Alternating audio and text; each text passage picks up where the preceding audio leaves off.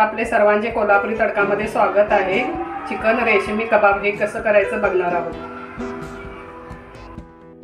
हे पेस्ट घेतलेले आहे, लसूण, आलं, मिरची आणि कोथिंबीरची ही पेस्ट घेतलेली आहे। दही घ्यायचं पावटी, गरम मसाला, कसुरी मेथी,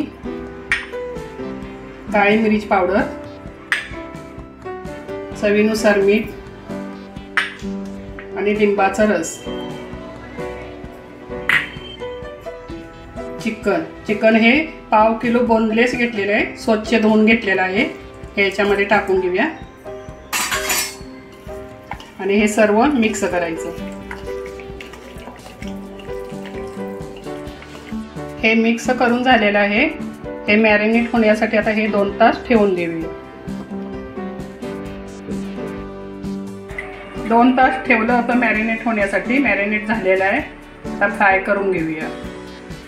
पॅन ठेवलेला आहे, त्याच्यामध्ये तेल थोडंसं टाकलेलं आहे, शॅलो फ्राय करायचं आहे। त्याच्यामध्ये आता हे पीस टाकून घेऊया।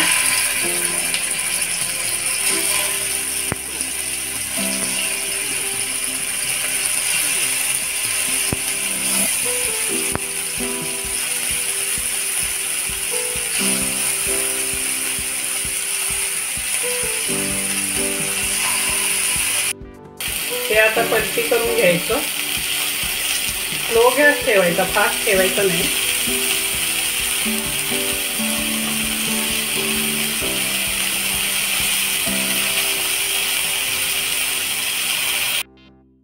हे बघू शकता चिकन फ्राय झालेलं आहे, काढून घेऊया आता।